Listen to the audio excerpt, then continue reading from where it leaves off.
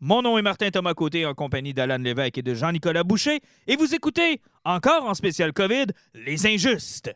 Nous sommes dans l'âge du geek. Dans cette ère d'égalité, d'acceptabilité et de justice des internets, règne une ombre. 4 chevaliers de la culture populaire vont briser les standards. Nul ne sera à l'abri de leurs opinions. En tout temps, en tout lieu, Les Injustes.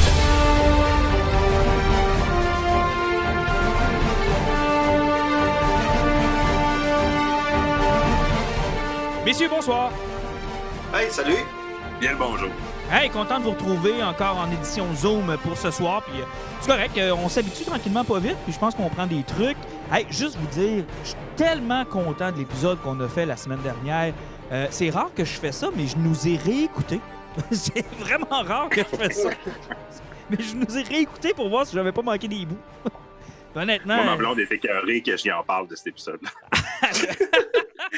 Elle l'a-tu écouté? Pas encore. Hein, écoute, si vous avez manqué ça puis vous êtes tombé sur celui d'aujourd'hui, là, reculez d'un épisode, je pense que ça vaut la peine. Conversation qu'on a eue avec Jake sur Alice. D'ailleurs, le livre est sorti cette semaine. Écoute, j'ai vu les médias sociaux inondés de monde qui sont allés se procurer le livre. Je pense qu'ils ont un beau succès. Oui. Je pense que oui, honnêtement, là. Oui, bien content, puis on leur souhaite que du bien. Donc, j'étais bien heureux de la conversation qu'on a eue avec lui la semaine passée. On va probablement retenter de jaser avec Yannick Paquette aussi, hein? Ouais, il y a son Earth 3, là, qui s'en vient. Earth 1 numéro 3 de Wonder Woman qui s'en vient. Oui, mais en fait, ça sort en février. Fait que j'aimerais peut-être ça qu'on se sédule quelque chose avec lui. Là. Ce serait intéressant de lui rejaser. On y avait jasé, je pense, il y a 2 ans, en fait.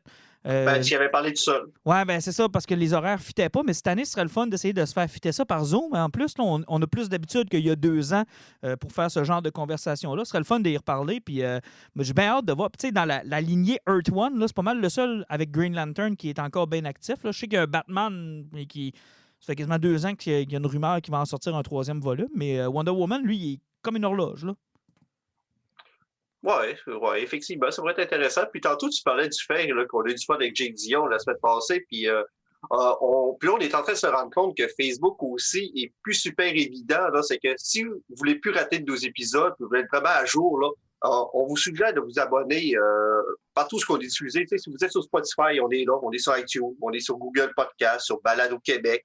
On est partout. Ça fait que peut-être un petit truc, vous ne voulez pas manquer d'épisode. Allez vous abonner, là, puis ça va régler bien des problèmes. Ah, puis je vous jure, vous ne voulez pas manquer cet épisode-là. C'était vraiment un bon épisode. Puis je cherche encore à savoir comment on est passé de Alice à Robocop, à Frank Miller. Et d'ailleurs, je veux saluer Jake parce qu'à cause de lui, je suis retombé dans Frank Miller. Je vous ai montré ce que je me suis acheté cette semaine. Là. Ronin, moi, je ne l'avais pas lu encore. Je n'avais jamais lu ce travail-là qu'il avait fait chez DC. Puis je me suis repogné Sin City au complet, là, le gros omnibus à 100$ là, sur... D'ailleurs, c'est un maudit deal. Hein? 100$ pour ce gros omnibus-là, là, c'est donné. Là. C'est du génie. Là. Effectivement. Mais tu vois que ça fait du bien d'avoir ce genre de discussion-là parce que, tu sais, on chiale toute la gang sur Frank Miller d'habitude. Là, d'avoir quelqu'un, tu sais, qui arrive champ gauche un peu, qui nous challenge là-dessus, qui nous sort un peu de nos habitudes, là, ça m'a rejeté une lumière sur Frank Miller que, tu sais, on passait peut-être un peu trop de temps à l'haïr pour ce qu'il fait aujourd'hui plutôt que censé pour ce qu'il faisait à l'époque. Moi, je continue à acheter du Frank Miller. Encore dernièrement, j'ai acheté sa série avec des bonnes Give Me Liberty. Hein. Je continue à acheter du... Vous autres, vous chialez puis vous le méprisez. Moi, je continue à en acheter en chialant contre lui. Ouais, mais écoute, attends un peu, là.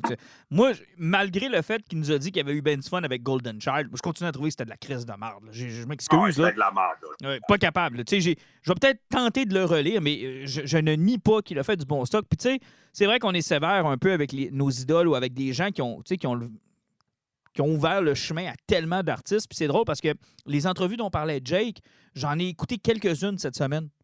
Vraiment, j'ai fait mes devoirs. Là. Il a piqué ma curiosité. Puis, tu sais, le bonhomme est passé par toutes sortes de moments. Puis, c'était intéressant quand même de l'entendre parler. Donc, si vous avez l'occasion d'aller voir ça sur YouTube, là, tout est là, tout est disponible. Donc, j'ai eu quand même un peu de plaisir à voir ça. Oui. On peut dire que Frank Miller a un parcours vers devenir plus aigri plus particulier que celui de Alan Moore, qui est juste devenu fou. Ben, un peu. Puis, tu sais, ça veut. Bien vieillir, là, c'est pas donné à tout le monde. Puis, honnêtement, même nous autres, tu sais, on peut se regarder, là. Puis, des fois, j'ai des discussions avec un de nos auditeurs, William, que je salue, le petit Will, à qui je parle des fois. Puis, je vois le clash, là. Je vois des fois que je deviens tranquillement, pas vite, moi-même, un vieil aigri quand il me raconte des trucs ou bien que j'y suggère des choses que moi, dans le temps où je l'ai lu, c'était très, très, très groundé, c'était très bon. Mais qu'effectivement, j'ai plus le regard pour savoir si ça a bien vieilli. T'sais. Moi, quand je le lis, j'ai toujours un sentiment de ça me revient. Mais lui, il lit pour la première fois, il me revient puis il me dit man, c'était bien de la merde. Puis là, je capote, je dis non, c'est pas vrai, man, tu sais pas ce que tu dis, c'était pas de la merde. Mais dans le fond, il lui manque le contexte, il lui manque le moment où la chose est sortie. Puis ça m'arrive aussi que je lis des trucs puis je fais comme pourquoi c'est un classique? Quand t'as pas le contexte, t'étais pas dedans. Il y a de ces classiques, je pense qu'on peut juste pas comprendre. Ouais, mais l'inverse, c'est vrai aussi. On n'a pas toutes la même première BD, puis on découvre pas toutes les mêmes choses en même temps. Fait que parfois, il y a des œuvres qui vont nous marquer plus à un moment donné parce qu'elles arrivent à ce moment-là, puis on n'a pas tous les mêmes parcours. Mais oui, l'opinion de Will, je m'en sacre pas mal depuis qu'il a dit que New Mutant, c'était de la merde. Ça fait que... Tu parles de New X-Men, tu veux dire? Ouais, New X-Men. Ouais. De Grant Morrison. Écoute, on y fait acheter. Écoute, histoire vraie, là. On y fait acheter. D'ailleurs, petit Will a beaucoup trop d'argent. Il va falloir qu'on lui parle. Là. Si tu as trop d'argent, Will, soit tu nous fais une donation pour qu'on puisse te reparler de d'autres choses ou donne aux petits frères des pauvres. Il y a du monde qui ont besoin d'argent et qui ont besoin de manger dans la vie. Là. Mais on y parle de New X-Men, je pense, 1 ou 2 fois. Le gars va se chercher l'omnibus, genre, qui vaut 150-200$. Puis après ça, après avoir lu, genre, 8 pages, il m'écrit c'est de la merde. Je dis, mais oui, mais. Qu'est-ce que t'as fait là? Qu'est-ce que t'as fait là? Je veux dire, t'avais juste à pas l'acheter. Il s'est fait influencer. On peut dire ça comme ça. Hey, gros épisode aujourd'hui. D'abord, on va parler de Three Jokers. C'est terminé. Donc, la BD de Geoff Jones qui était attendue depuis Darkseid War. Donc, on parle de l'époque de New 52. Là, que ça fait quasiment 4 ans de ça. On va parler de Mandalorian qui a recommencé avec la saison 2. Ce qui est le fun, c'est qu'on va pouvoir parler des 3 premiers épisodes. Ça, c'est plaisant. Fait qu'on ne sera pas stocké sur un seul épisode. On a quand même une belle séquence pour nous dire où est-ce que ça s'en va. Et on va terminer ça avec 2 autres sujets. D'abord, Teenage Mutant Ninja Turtle, pour une des rares fois, on est à jour. Pourquoi? Parce que on a décidé de suivre en single issue Last Ronin, qui était un projet de Kevin Eastman qui date des années 80, qu'il a décidé maintenant, après être retombé dessus, de remettre donc à l'avant-plan. On a lu le premier numéro, on va vous en parler. Ça vaut-tu la peine? Ça vaut-tu pas la peine? C'est un numéro de collection? Et non, on n'a pas mis la main sur les 71 variant cover. Juste 68. On a arrêté à 68. On s'est dit, je pense qu'on est correct. Et on va parler de la toute nouvelle Xbox, de la PlayStation 5 aussi qui est sortie, 2 nouvelles consoles. Je vais jaser avec Alan. Moi qui n'ai pas gamer, si je décide de recommencer à gamer, est-ce que c'est le bon moment et est-ce que c'est la bonne console? Bon, commençons avec Three Jokers de Geoff Jones. Tant d'attente pour 3 numéros en Prestige, Black Series. Moi, je vous ai déjà dit que j'étais déçu que ce ne soit pas les gros formats et que ce soit encore les plus petits formats. Ça, c'est, surtout avec les dessins qu'on nous a présentés dans cette mini-série-là. J'aurais vraiment aimé avoir le gros format de Wonder Woman, Dead Heart ou Arlene. Je pense que ça nous a manqué. Mais qu'est-ce que vous avez pensé, overall, de l'histoire? Est-ce que ça valait l'attente? Je vais commencer? Go! OK. Personnellement, j'avais déjà dit que le premier numéro ne m'avait pas impressionné. Au niveau du dessin, je trouvais que c'était parfait. Quand on a continué l'histoire, je me suis posé la question du premier numéro au 3e numéro du pourquoi qu'il y avait 3 jokers, de la pertinence de l'histoire. Et pour ne pas rentrer dans les spoilers tout de suite, quand je suis arrivé à la fin, j'ai dit j'ai pas vu de build-up, j'ai pas senti quelque chose qui se montait dans l'histoire, qui servait vraiment à quelque chose. Je t'arrête 2 secondes pour une raison inexpliquée. Ah non, OK, c'est beau, c'est reparti. OK, je m'excuse. Problème technique. Tout est sous contrôle, Martin? Ah, tout est sous contrôle. Excellent. Écoute, c'est pas facile. Hein? Je manipule plusieurs choses à la fois, mais c'est correct, on n'avait pas perdu ton idée. Je te voyais danser, tout Non, ça. C'est là. Et là, vous allez avoir la preuve que nous autres, on ne fait pas de montage, ça va rester dans l'épisode, ça va être. Oui, ça reste là, ça reste là. C'est bon que j'ai des erreurs dans l'épisode. C'est ça que les gens aiment. Ça fait que c'est ça, ça fait que il n'y a pas vraiment de build-up. Il y avait 3 jokers, tu te rends compte qu'ils veulent en créer un autre, puis tout ça mène à rien parce qu'on retourne d'un statu quo, puis même la finale, où peut-être qu'on va en parler tantôt, ce qui va avoir un moment important dans la vie de Batman, ça sac. Non, sérieusement, c'est super beau, mais ça sert absolument à rien. Jean-Nic? Moi, je le vois un petit peu différemment. Je trouve pas que c'est un pétard mouillé, mais je pense pas que c'est une BD qui va passer à l'histoire non plus. Mais j'ai trouvé ça sympathique. Le dessin est vraiment super beau. C'est probablement la force du récit. Puis, tu sais, c'est du Geoff Johns. Fait que ça se lit bien, c'est le fun. C'est drôle quand ça a besoin d'être drôle. C'est touchant quand ça a besoin d'être touchant. Tu sais, je veux dire, ça se lit de rien.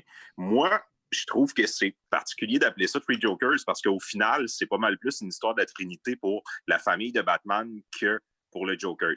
Moi, la partie qui m'a intéressé le plus, c'est ce qui se passe dans le fond avec Batgirl, avec Red Hood, avec Batman, puis comment ces personnages-là sont liés à cause du Joker, puis c'est quoi, dans le fond, les impacts que ça a eu sur leur vie respective, puis les choix qu'ils sont prêts à prendre pour changer leur vie un peu. Cet élément-là, je le trouve intéressant. Je pense que Geoff Johns nous apporte quelque chose de rafraîchissant là, avec son histoire. Par contre, je vais dire un peu comme Alan, quand on arrive à la fin, tout ça pour ça, je pense que ça a la qualité de ses défauts. C'est intéressant ce que ça a à dire sur la famille de Batman, mais en même temps, on a plein de personnages centraux qui sont pas là, puis on sait pas vraiment pourquoi. Fait qu'au final, je pense que ça veut être une histoire importante, mais il manque un peu de trucs pour que ce le soit. Je suis content parce qu'on a 3 opinions complètement différentes. On a Alan d'un côté, on a toi qui va être un peu dans le milieu, puis moi qui va être complètement à l'autre côté. Moi, j'ai adoré cette série-là. Je l'ai adoré pour toutes sortes de raisons. D'abord, parce que je trouve que c'est enfin une histoire qui est groundée, là. Les hosties de multivers, puis de voyage dans le temps, puis de capotage, puis d'enquête qui finissent plus à la Sherlock Holmes, où il y a tellement d'affaires à connecter qu'à un moment donné, tu te dis c'est impossible que ce soit arrivé. Donc, moi, j'avais quelque chose de groundé. Deuxièmement, je ramène un point qu'Alan a déjà ramené dans l'omnibus de Aquaman. Je trouve que Geoff Johns a un art pour nous ramener sur Terre puis ramener des histoires importantes de Batman, les remettre en contexte, les retravailler, nous les faire voir sous un nouvel angle. Il avait fait ça avec Green Lantern Rebirth, où il avait réussi à prendre toute la marde de Parallax et en faire quelque chose d'intéressant, quelque chose de nouveau. Alors, j'aime quand il rebrasse de vieilles idées puis qu'il les rend actuelles. Tu sais, The Killing Joke, là, ça a été la grosse question avec New 52 et avec Rebirth. Qu'est-ce qui se passait avec Killing Joke? Qu'est-ce qui se passait avec Barbara Gordon? Qu'est-ce qui se passait? Est-ce que c'est canon, ça le tue plus? Comment c'était? Puis, tu sais, le Joker de Snyder, là, moi, je l'aime pas, là. Moi, là, un gars qui se taque une face d'en face, là, puis que, tu sais, il était plus meurtrier, psychopathe que clown. Je trouve que là, le Joker... Puis j'ai lu cette histoire-là, puis quand j'ai terminé la dernière page, je me suis dit, « Ah, style fucker, il a encore réussi à nous niaiser. Il nous a encore niaisé. » Tu sais, je veux dire, tout le long de la BD, on nous fait croire que finalement, c'était 3 Jokers, puis que là, ça part du vieux Joker de 1939 jusqu'à aujourd'hui. Non, c'est juste une grosse joke encore. C'est encore le même, seul et unique Joker qui nous a niaisé tout le long de la BD, qui s'est débarrassé des 2 autres qu'on ne sait pas d'où ils venaient, on ne sait pas qui était le premier, qui était le prime, qui n'était pas le prime. Il a encore réussi à ajouter de la confusion au personnage, parce que c'est ce qui fait de mieux le Joker, c'est de la confusion. Et j'ai adoré la twist de la fin de Batman, qui, pour une fois, nous fait une grosse confidence. Et c'est probablement l'élément central de la BD où il nous dit « I knew. From the beginning, I knew. » 2 semaines après notre première rencontre, je savais c'était. Et ça, là, j'ai fait « Enfin! Enfin! » On fera pas juste jouer sur le fait que le Joker sait que c'est Bruce Wayne, là, parce que c'est toujours ça. Enfin, ils sont à armes égales. Il le sait, puis dans le fond, c'est pas tant important qu'il sache. Ben, c'est de l'autre côté aussi, là, c'est que je dirais qu'au début, Batman connaissait la vraie identité du Joker. Puis selon ce qu'on a vu dans Three Jokers, c'est que celui qu'on a connu dans Killing Joke, donc qui a été créé à l'époque-là, c'est le vrai Joker du DC Universe. Parce que c'est ces origines-là qu'il a mis là-dedans. Mais sauf qu'on sait tous que ce statu quo de DC va péter dans 2 mois. Ça fait que, mais pour le moment, le Joker de Killing Joke est le prime et le réel.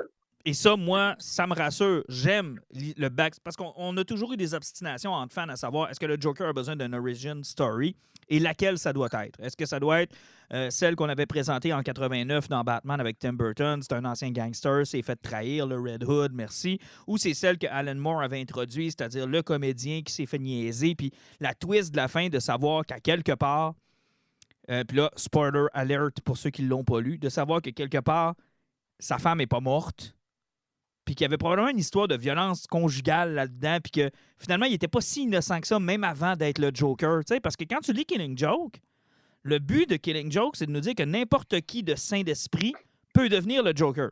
C'est le point que Killing Joke tente de marquer.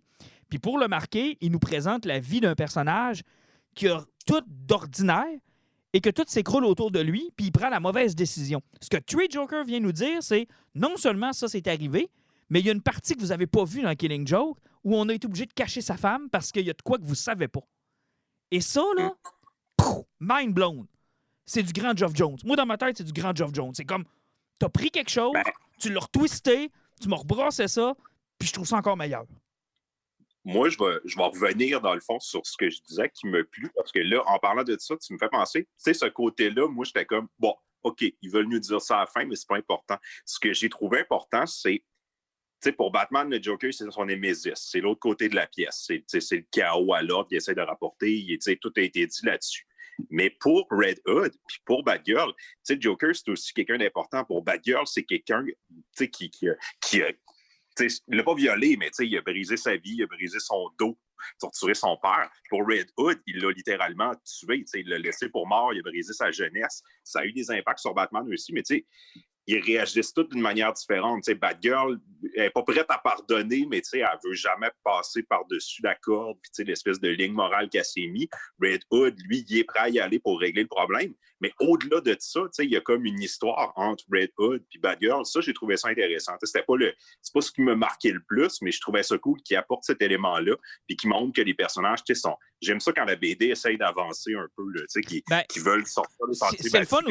C'est le fun aussi quand on brise des statu quo, mais qu'on le fait pas gratuitement. Exemple, dans le ongoing de Batman, on a tué Alfred, puis honnêtement, ça a été mal fait. Mais là, tu vois, on a fait faire prendre un pas à Jason Todd et on n'a pas tout expliqué. On a laissé à tous les autres auteurs de faire ce qu'ils veulent avec ça.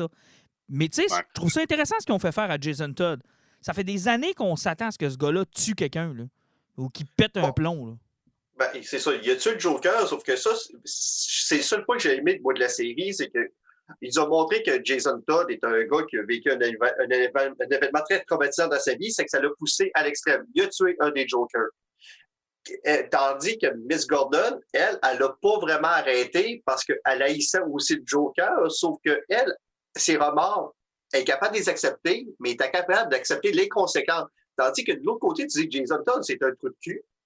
Mais Batman, lui, de l'autre côté, qu'est-ce que c'est? Ben, il est pas mieux. Il protège sa famille parce qu'il veut pas aller en procès puis il veut pas dévoiler son identité. Il est prêt à cacher un meurtre pour se protéger lui-même. Ah, il a été... Puis ça, c'est un bon élément que tu amènes, Alan, parce que ça, c'est un autre point que Geoff Jones est allé mettre dans la BD. À quel point Batman est un trou de cul et à quel point Jason Todd a raison de le détester, là. Puis tu viens de le dire pourquoi, là.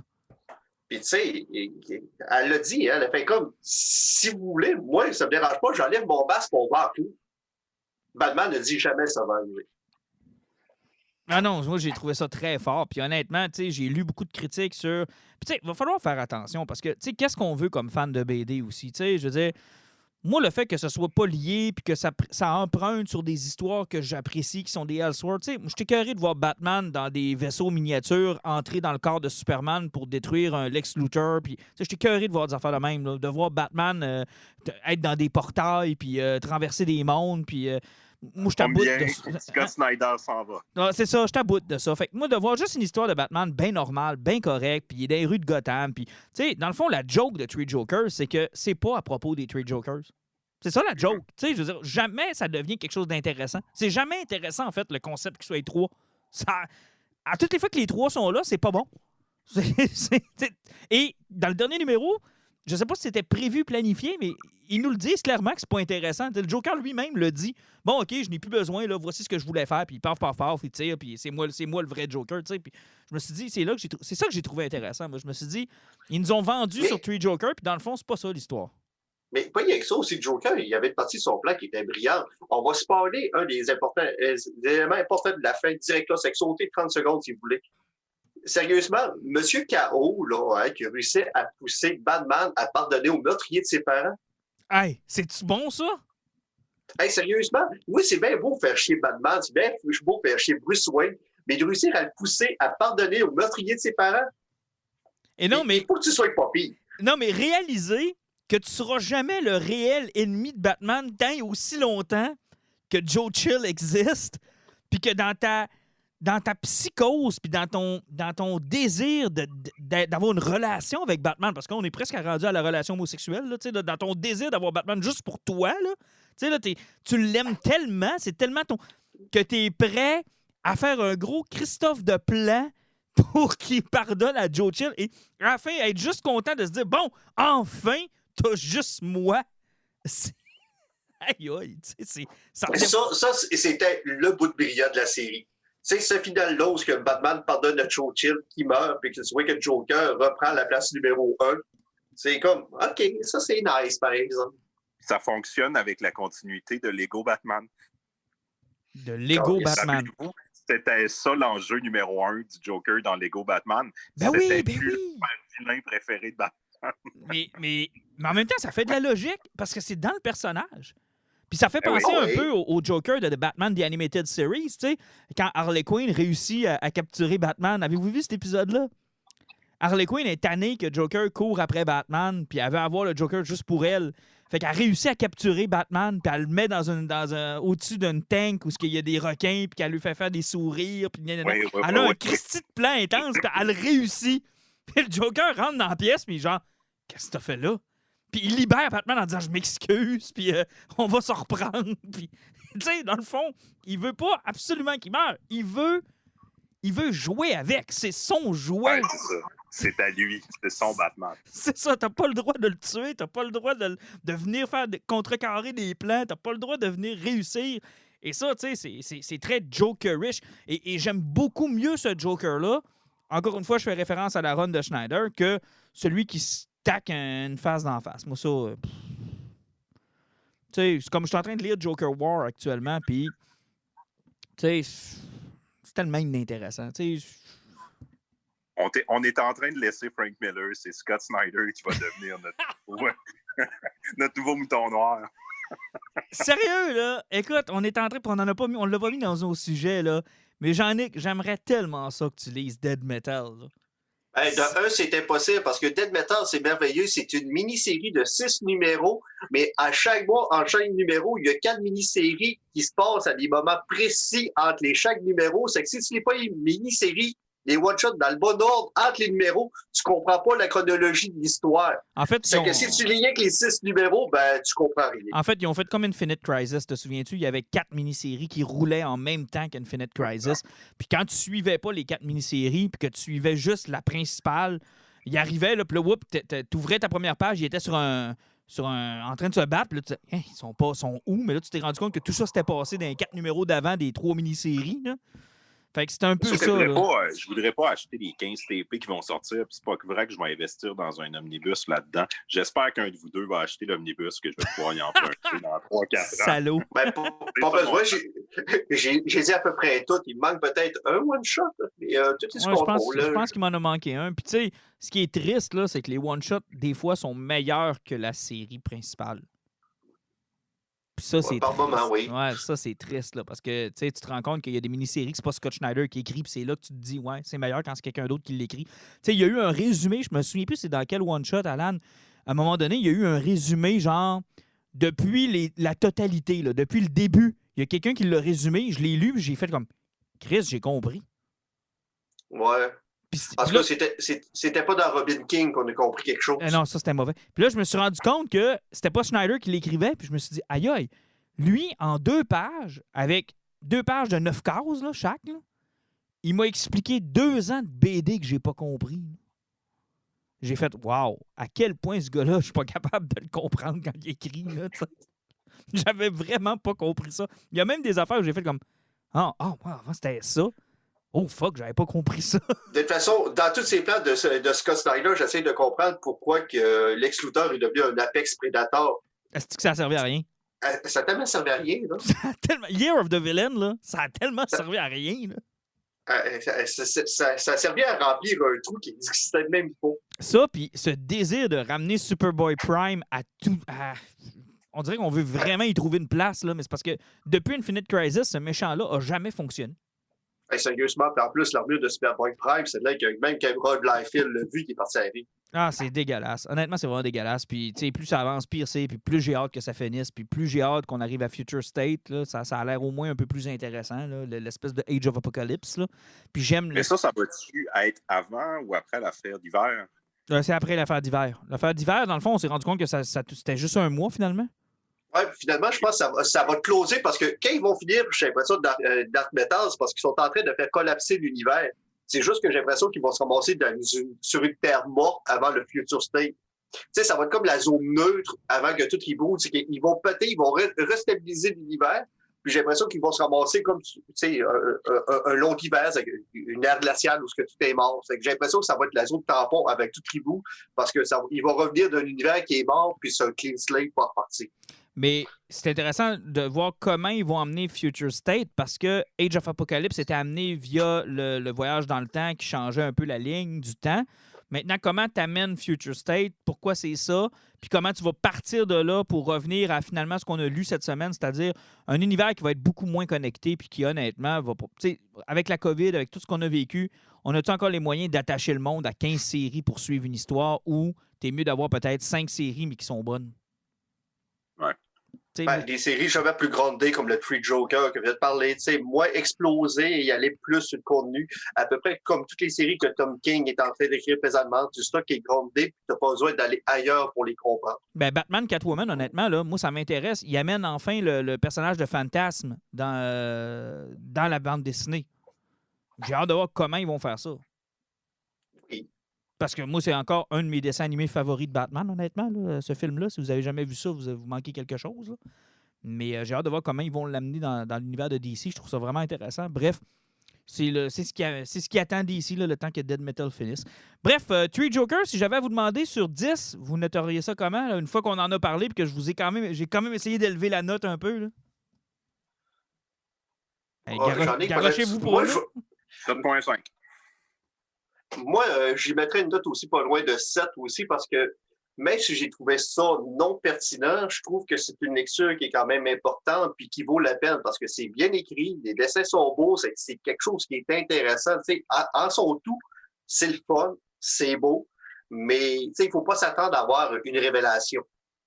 Effectivement, peut-être que c'est pas aussi gros qu'on nous l'avait vendu. Je pense que le temps a peut-être nui à ce livre-là. Le temps a fait en sorte qu'on s'est tellement... Il y a tellement eu de théories, il y a tellement eu de hype, il y a tellement eu d'attentes que finalement, il n'a jamais rempli les attentes qui étaient liées à ce livre-là. T'sais. Mais si c'était sorti, là, out of nowhere, là, genre pendant un mois comme ça, puis on n'avait pas entendu parler, puis on aurait fait comme, hein, mon Dieu, OK, c'est là, je suis pas mal sûr que notre appréciation aurait été différente. Oui. Assurément. Hey, on passe à Mando. Qui veut commencer? Il y a 3 épisodes de la 2e saison qui sont maintenant sur Disney+. On l'attendait. Il y a un bon step, moi, je trouve, dans la qualité. Là. Tout de suite, en partant, on dirait qu'ils ont un peu plus d'argent. Je ne sais pas, Alan, s'il y avait plus d'argent pour la tournée, celle-là, mais il y a un bon step. En tout cas, il y avait plus d'armure de Stormtrooper, c'est certain. Ben, c'est ça que je me suis dit aussi. J'ai l'impression qu'ils ont un peu plus d'argent puis un peu plus de probablement dû au succès de la première saison. Mais qui veut commencer sur son appréciation des 3 premiers épisodes? Ben, je vais commencer, je vais y aller assez global parce que rien que le premier épisode où on a commencé, on part sur un épisode où il retourne sur Tatooine, on retourne dans le Star, on retourne dans le Western et on voit que la série, oui, ils ont l'air d'avoir plus d'argent, mais on voit où ils veulent aller. Tu sais, le principe des aventures est de présenter aux néophytes de savoir qu'ils connaissent les films, leur présenter l'univers et leur montrer la grosseur que ça a. C'est que le premier épisode, full budget, il dure presque 1 heure et c'est un combat contre un dragon crée de Tatooine, une des créatures les plus mythiques de l'univers de Star Wars que n'importe qui a joué aux jeux de rôle, qui a joué à des jeux vidéo. C'est le pire ennemi qui existe dans Star Wars, c'est des gros dragons impossibles à tuer. Tu vois qu'ils veulent nous montrer dans le mythos de Star Wars puis le faire découvrir à tout le monde. Ils respectent vraiment tout ce qui était là-dedans parce que la finale de l'épisode, beaucoup de monde se posait la question pourquoi c'est arrivé ça. Mais la perle du Dragon Crate, c'est une des pièces qui a plus de valeur dans l'univers de Star Wars. Comme vous êtes des jeux de rôle, que ça doit être des jeux vidéo, la pièce la plus rare et qui vaut plus d'argent, c'est toujours ça. Donc, on voit qu'ils prennent le temps de... Peux-tu me dire pourquoi, Alan? Moi, je suis allé dire pourquoi. De quoi? Les perles ont de la valeur. Pourquoi? Parce que dans le fond, les dragons, là, ils vivent dans des grottes où il y a. J'oublie comment ça s'appelle, là, ce qu'ils utilisent pour faire les sables laser. Là, des Kyber Crystal. Ces dragons-là, ça arrive qu'ils en mangent par mégarde, puis ça se cristallise, puis ça devient ces perles-là à l'intérieur d'eux. Donc, c'est souvent utilisé dans la fabrication des sables laser. Des sables laser, oui, exactement.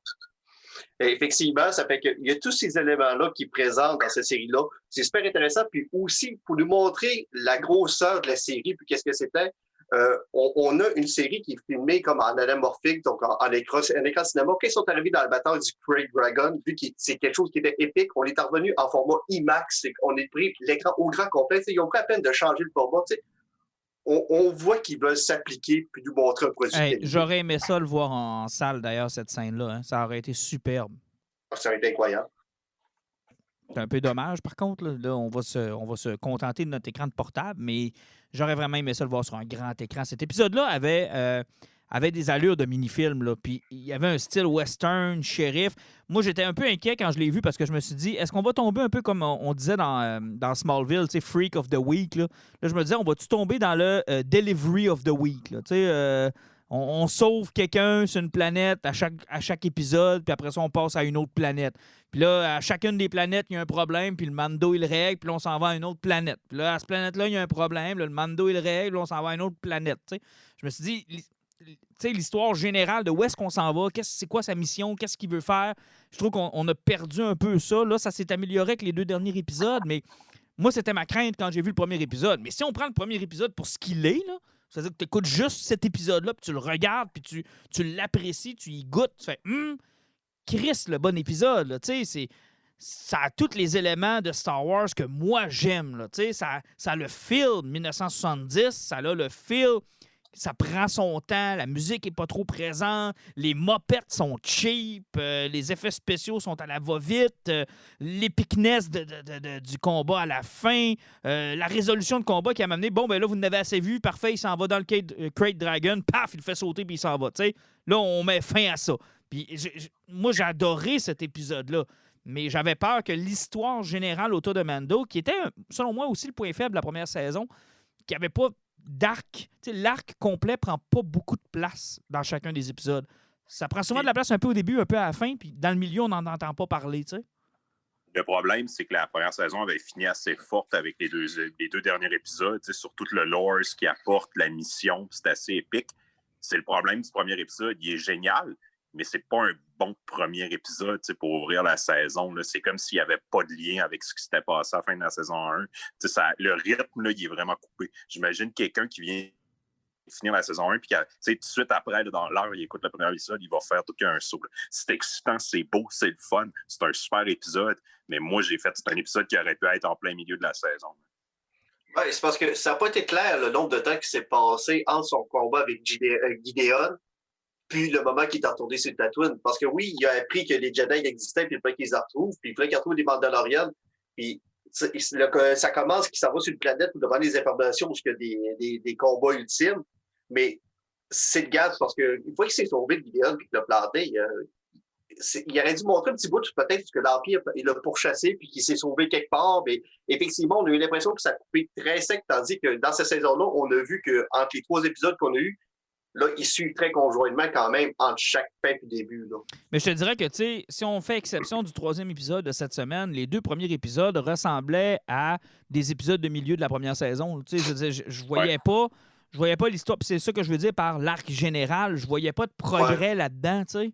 Puis là, je me disais, à un moment donné, il va se tanner de sauver du monde sur une planète random à chaque épisode. Il va falloir qu'il se passe même dans le 3e, c'est encore ça qu'il fait. Là. Il rencontre un groupe de personnes qui ont besoin d'aide pour une mission. Il les aide. Ça lui donne un petit quelque chose dans sa quête. Ouais, mais au moins, ceux-là sont plus intimement liés à sa quête que dans les 2 autres épisodes, je trouve. Là. Puis, au moins, chaque personne qui rencontre, là, on l'a vu justement avec le premier épisode de la 2e saison, il a retrouvé un mécano de Tatooine. Tu sais, quand je disais l'année passée qu'on avait l'impression qu'il portait plus un réseau de contacts que raconter une histoire, on se rend compte que c'est ça. C'est un gars casteur, parce que c'est Star Wars, ça tourne toujours alentour des 8 mêmes planètes, des 6 mêmes personnes, c'est qu'il va tourner alentour de son réseau de contacts.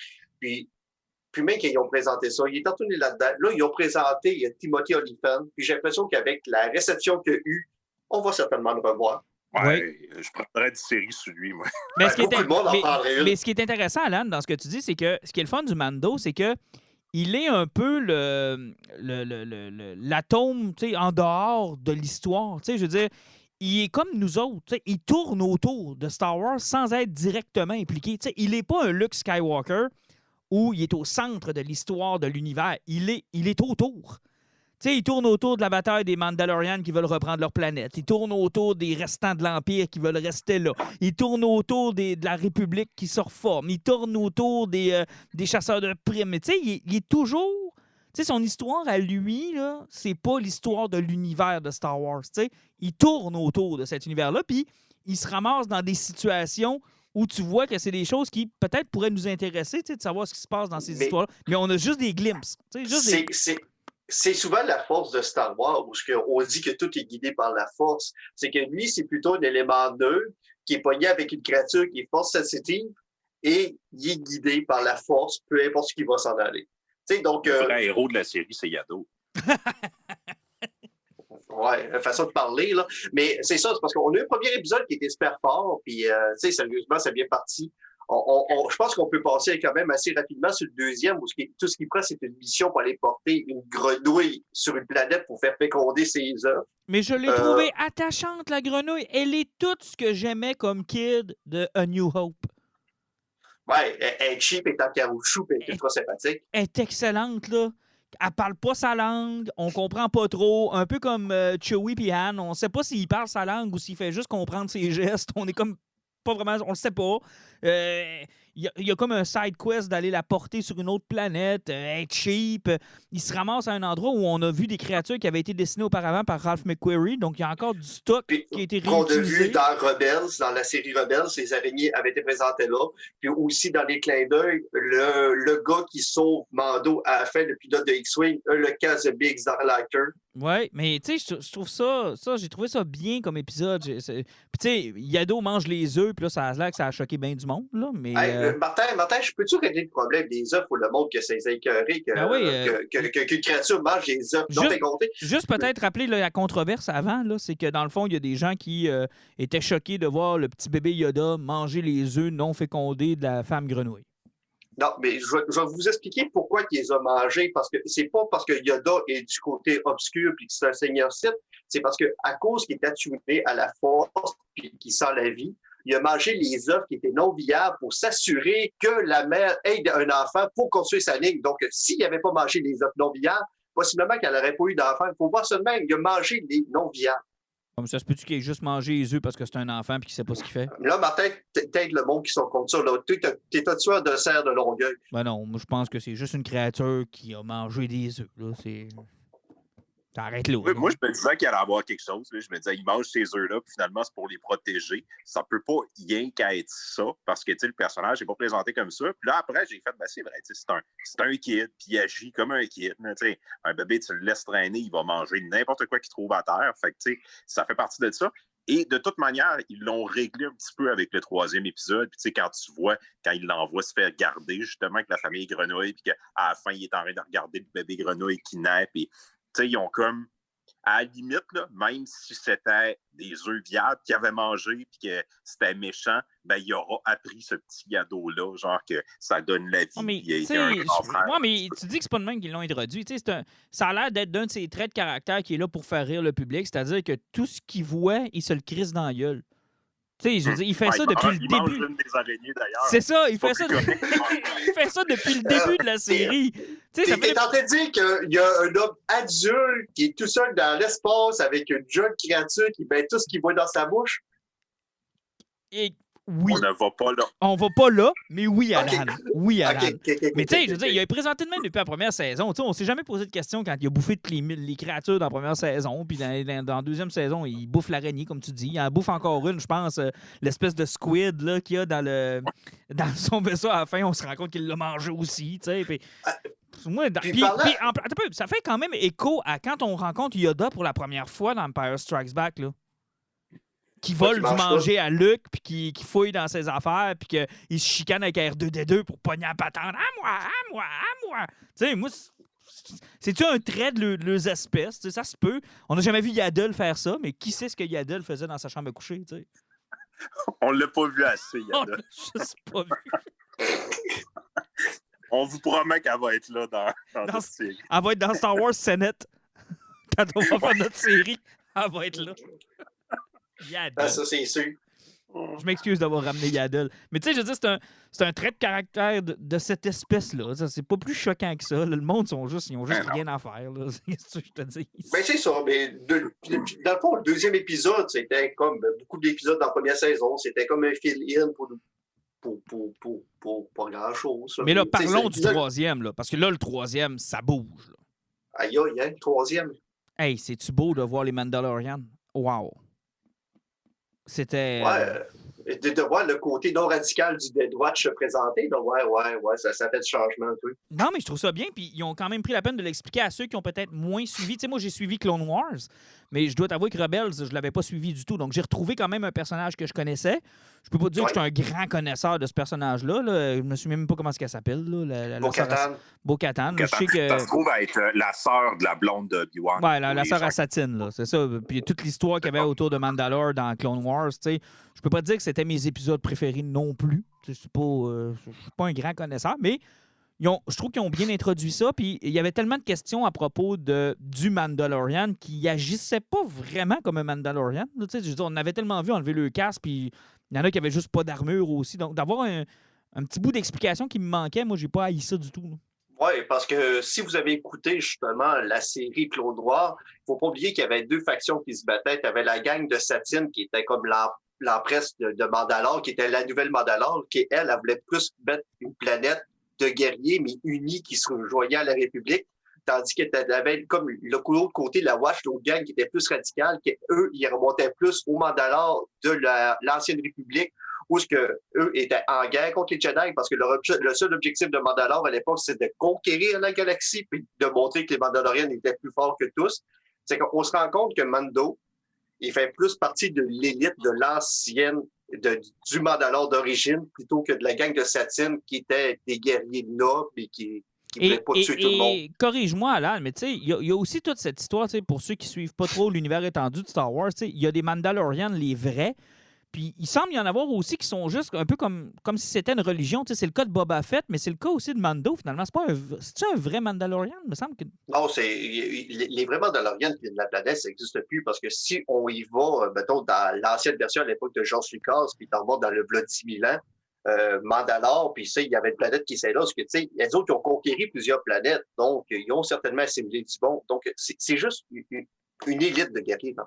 OK, c'est ça, là. C'est un cri, dans le fond. C'est n'importe quoi. Si vous avez joué au jeu Assassin's Creed, tu n'es pas obligé d'être d'une ligue précise. Tu peux juste avoir été poigné là-dedans puis rentrer là-dedans. C'est un credo. C'est qu'il faut juste que tu aies les compétences pour les rejoindre. Non, c'est ça, parce que oui. Moi, j'arrive carrément, depuis tantôt, je fais mon frère avec mes facts de Star Wars, mais j'ai appris ça cette semaine. J'ai jamais écouté rien de l'univers étendu de Star Wars. J'ai compris avec cet épisode-là assez simplement c'était quoi. Là, des Mandaloriens, il y en a plusieurs. Elle semble venir d'une famille royale, puis elle veut regagner, dans le fond, elle veut regagner sa planète et son peuple. Fait que là, elle cherche des armes pour mener une petite rébellion. Puis lui, il appartient à une faction qui a été entraînée plus par des extrémistes, mais il n'a pas l'air à le savoir. J'étais là, en 4-5 phrases, on comprend c'est quoi les enjeux. Ouais, effectivement, tu n'avais pas besoin d'avoir la guerre avec Darth Maul puis son frère qui était contre les Mandalores. Tu n'avais pas besoin de comprendre la saga justement de l'époque de Darth Maul avec le Darksaber. Comment Sabine dans Rebelle a fait pour ramasser le Darksaber, puis à la fin, elle l'a donné justement à Bo-Katan pour dire tu t'occupes, tu prends la tête de Mandalore. Et visiblement, elle l'a perdu à Gideon parce que là, elle le recherche, là, elle le mentionne pendant dans la l'épisode. purge. Mais tu sais, c'est ce qui a été brillant, même justement qu'ils ont présenté le personnage de Timothy Olyphant, qui venait d'un roman de Star Wars, un des premiers qui est sorti, qui était d'un paragraphe. Ils ont représenté la façon qu'il a acheté l'armure pour tout ce qu'il a trouvé. Tu sais, ils l'ont modifié un peu par rapport au roman, mais ils prennent le temps de mettre de bien expliquer pour que le monde comprenne un peu ce qui s'est passé puis d'où ce que ça vient. C'est qu'ils ne vont pas juste si tu n'as pas écouté les 12 saisons de Clone Noir, tu ne comprendras pas de série. Ils prennent le temps de nous expliquer. C'est ce que j'aime de leur Easter egg aussi. C'est souvent plus des clins d'œil, des trucs en arrière-plan, puis ça vient pas dérangeant. Tu sais, contrairement à tout ce qu'on a vu dans la sequel trilogie, là, dans celle de Ray et ses amis, où là, ça devenait même des plot points. Là, tu sais, ça devenait dérangeant. Là, tu te disais à un moment donné, là, c'est assez. Là, ça peut pas être aussi lié que ça. Là, m'amener, prenez un break. Là. Tandis que dans Mando, je trouve que là, on est pas mal plus dans les éléments de décor, dans les personnages qu'on croise un petit peu. Puis je trouve ça moins dérangeant que ce qu'on a fait dans les films. T'sais. Puis qu'est-ce que vous pensez des remnants de l'Empire là-dedans? Parce que dans le 3e épisode, quand Gideon apparaît et qu'il donne un ordre à son officier qui est là, c'est pas doux, là. Non, ils ont l'air encore plus radicaux qu'ils ne l'étaient, mais tu sais, c'est assurément une des conséquences de la destruction de l'étoile de la mort, puis de la perte de Palpatine, puis du fait que là, ils sont dans une situation où ils sont sur le point de disparaître. Là. Il leur reste plus grand planète, le peu d'emprise qu'ils ont sur ces planètes-là, ils tentent de vouloir le maintenir. T'sais, ils ont l'air vraiment d'un empire qui s'écroule. Ça m'a fait beaucoup penser, puis moi j'ai fait des études en histoire, ça m'a fait beaucoup penser à la fin de l'Empire romain. C'était ça un peu. Il restait des Romains, il restait des sénateurs, mais il n'y avait plus de point d'attache à Rome. T'sais. Fait qu'ils essayaient de garder des petits territoires, puis ils essayaient de se maintenir, puis ils essayaient de repartir l'Empire à différents points en Europe, puis ça fonctionnait pas. Mais tu sais, moi, ça me fait penser à ça. Fait que tu vas avoir plusieurs versions de l'Empire, je pense, là, dépendamment de où est-ce qu'on va être dans la galaxie. Là. Ça se peut que je me trompe, mais moi, c'est un peu comme ça que je l'ai vu. Ils ont l'air plus radicaux encore qu'ils ne l'étaient. Là. Ils n'ont plus de point central, ils n'ont plus d'attache. J'en ai qui a l'air d'être bien d'accord. Ouais, j'en ai qui a l'air d'avoir une grosse opinion là-dessus. Ouais, non. Je pense qu'il patiente. Non, ça n'a pas l'air à te déranger bien, bien. Je vais voir où ça va aller. Il faut qu'il ait porté Yado à une Jedi. Ouais, puis d'ailleurs, le reveal de la fin de la 3e épisode, je pensais pas que ça allait arriver aussi vite que ça, mais moi, dès que j'ai vu qu'il y avait Bo-Katan qui était là-dedans, qui était lié à Obi-Wan, qui a rencontré, qui connaissait Ashoka Tano, qui a connu Ezra Miller, qui a connu d'autres Jedi, qui est arrivé à la fin, puis elle fait comme, va tester telle planète, dans telle forêt, Ashoka Tano est là, va la voir. Là, tu fais comme, shit, on est déjà rendu là. Puis, ça, le plus surprenant... Ça, j'ai hâte de voir où est-ce que ça va aller. Parce que, selon moi, là, ça, c'est le test. Est-ce que ça va rester Mandalorian ou là, ça va devenir une suite de Clone Wars, de Rebels, puis ça va vouloir juste répondre à des questions de fans sur où étaient ces personnages-là après Return of the Jedi, puis où étaient ces personnages-là durant la trilogie originale? Ou tout simplement aussi, c'est parce que est-ce que Dave Filoni va vouloir construire justement sa série de Rebels ou est-ce qu'à la fin, il s'était débarrassé de Thrawn et d'Ezra Miller qui sont partis ailleurs? Est-ce qu'il va ramener Thrawn dans cet univers-là? Moi, c'est là que j'ai peur. Là. C'est là que j'ai peur parce que là, je me dis, OK, on la croise, elle, Bo-Katan, c'est le fun, c'est correct. Elle a sa propre mission. Puis comme je disais un peu au début, on a l'impression que Mando, il fait juste arriver sur des combats qui sont déjà engagés, sur des histoires qui sont ailleurs, puis que on arrive à un moment précis, puis on redécolle. C'est lui qu'on suit et non eux autres. Là. Mais là, j'ai peur que là, le focus change parce que je sais qu'Ashoka Tano, c'est un personnage populaire. Je sais que les gens l'aiment beaucoup. Les gens ont beaucoup de questions. Où est-ce qu'elle était dans la trilogie originale? Où est-ce qu'elle était dans la sequel? Qu'est-ce qui est arrivé à ce personnage-là? Le monde a plein de questions. Puis ça, c'est des tripeux. Puis je les comprends. Sauf que moi, I don't give a fuck about Ashoka Tano. Puis je veux pas que ça devienne la série d'Ashoka. Là. Peut-être que tu vas être convaincu, tu vas la rencontrer, puis tu vas tomber en amour, puis tu vas comprendre pourquoi les gens aiment ce personnage-là, puis tu vas te dire « fuck that, moi je veux une série avec elle ». Non, je la connais, là. Je l'ai vu, Clone Wars, là. Je suis pas débile. Je la connais, puis c'est correct, mais j'ai toujours trouvé que ce personnage-là venait faire chier le reste de l'univers, là. Ben, tout dépend, mais tu sais, c'est parce que comment il va la mettre, parce que peut-être aussi qu'elle a compris qu'il fallait qu'elle reste ailleurs, parce que peut-être qu'il va retrouver, elle va être dans un temple de Jedi, puis elle a quelque chose à protéger, puis tu sais, qu'elle, sa place n'était pas dans le conflit, parce que je pense que sa guerre, elle l'a partie, puis elle l'avait complétée, là. Parce que moi, ça m'a toujours fait chier le fait que Filoni ne l'ait pas tué dans Clone Wars, là. Ça m'a toujours fait chier, parce que je me disais, on peut, tu sais, il y a toujours deux façons de voir Star Wars. Celle que j'apprécie particulièrement, c'est-à-dire qu'il y a les films, il n'y a rien d'autre. Mais des fois, ça m'arrive de penser qu'il y a tout ce qu'il y a autour. Puis là, quand j'écoute A New Hope puis Empire Strikes Back, je me dis, fuck, pauvre Obi-Wan puis Yoda, ils ont tellement pas eu d'aide de toutes les autres que je sais qui sont encore là. Ça me fait chier. C'est comme, pourquoi? Moi, dans ma tête, là, Vader les avait tués. Il restait Obi-Wan, puis il restait Yoda, puis c'était tout. C'était tout. Ah, mais Dave Filoni a fait le Rebels, tu sais, Ashoka était parti loin avec Chris, parce que quand Ezra il a disparu, puis tout, elle est partie avec Sabine, puis ils sont partis loin loin, là. Tu sais, Exaskull ou Chose, la planète de mauvais qu'il y avait dans le dernier film de Star Wars. Je pense qu'il était rendu encore plus... Exegol, il était rendu encore plus loin que ça, les autres, pour aller retrouver 30 puis Ezra Miller. C'est que, oui, ils sont rendus ailleurs. Les autres couraient après des temples Jedi. Il y avait d'autres choses à faire. Les autres, leur guerre était finie, puis leur partie était faite. Ouais, je comprends, mais je sais pas. Je trouve que ça enlève un peu de lustre à la trilogie originale. Mais j'ai hâte de la voir. Puis tu disais, Jean-Nic, tu vas sûrement tomber en amour avec le personnage. C'est sûr, c'est Rosario Dawson. Comment tu veux pas tomber en amour avec Rosario Dawson? Tu sais, je veux dire, au-delà du fait que c'est Ashoka Tano, c'est fucking Rosario Dawson. Puis j'adore cette femme-là. Je l'adore. Fait que c'est sûr, je vais tomber en amour avec. Il faut pas oublier, à la base, oui, c'est fait par des fans, puis on sent qu'il y a beaucoup d'amour derrière cette série-là, mais la raison que ça existe, c'est faire de l'argent. Disney, eux autres, ils se disent comment on peut faire pour rentabiliser ça. Fait que du moment qu'ils introduisent plein de personnages, puis qu'il y en a qui pognent, ça leur ouvre des portes aussi. Parce que là, Mando, on sait pas combien de temps ça va continuer, mais moi, je pense pas qu'il peut faire du village en village avec Yado à tous les semaines pendant 15 ans. À un moment donné, il faut que ça change de gear, ça s'en aille ailleurs, ou que la série se termine. Mais à partir de ce moment-là, là, on sait qu'il y a une série de Obi-Wan qui s'en vient. Mais moi, je pense que si Disney se rend compte que, Ashoka, elle pogne, puis ils ont des affaires à y faire vivre, puis que Filoni veut raconter du stock, ça va lui faire une autre side série à faire aussi. Là. Idéalement, eux autres, ils veulent faire rouler ça, les séries de Star Wars. Mais je pense qu'ils ont un meilleur filon, honnêtement, avec les séries qu'avec les films. Là. Honnêtement, là, très honnêtement. Puis, c'est plus facile. Ben oui. Puis le budget leur permet, je veux dire, on va leur pardonner les affaires cheap dans les séries parce qu'on a été élevé avec les affaires cheap dans Star Wars. Puis c'était un des éléments que Lucas n'a jamais compris. Parce que pour lui, c'était des failures, c'était des ratés, les affaires cheap dans ses films. La raison pour laquelle il les a toujours revisités, il était intéressé par la technique. Il n'était pas intéressé par le storytelling. T'sais, lui, là, s'il avait pu congédier... voyons, j'ai les mopettes, là, le gars des mopettes. Henson? Ouais, si lui, il aurait pu tout faire fermer ça, il aurait été bien content. Là. D'ailleurs, c'est ce qu'il a fait avec épisode 1. Là. C'était une démonstration de ce qu'il était capable de faire avec ses ordinateurs. Donc, tu sais, pour lui, là, ça n'avait pas de sens. Mais moi, comme fan, c'est ce que j'aimais.